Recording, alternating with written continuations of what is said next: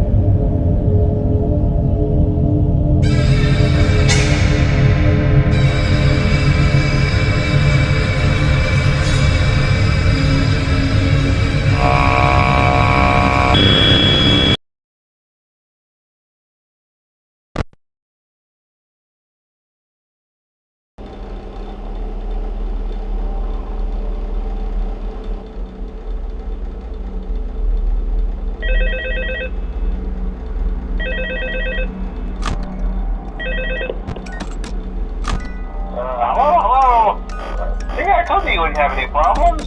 Did Foxy ever appear in the hallway? Probably not. I was just curious. Like I said, he was always my favorite. They tried to remake Foxy, you know? They thought the first one was too scary, so they redesigned him to be more kid-friendly instead of in Kids Cove, to keep the toddlers entertained, you know. But kids these days just can't keep their hands to themselves. The staff literally had to put Foxy back together at the end of every shift. Eventually they just stopped trying and left him as some kind of take-apart, put-back-together attraction. Now he's just a mess of parts. I think the employees refer to him as just the mangle. Oh hey, before I go, I wanted to ease your mind about any rumors you might have heard lately. You know how these local stories come and go and seldom mean anything. I can personally assure you that whatever is going on out there, however tragic it may be, has nothing to do with our establishment. It's just all rumor and speculation, people trying to make a buck, you know. Our guard during the day has reported nothing unusual, and he's on watch from opening till close.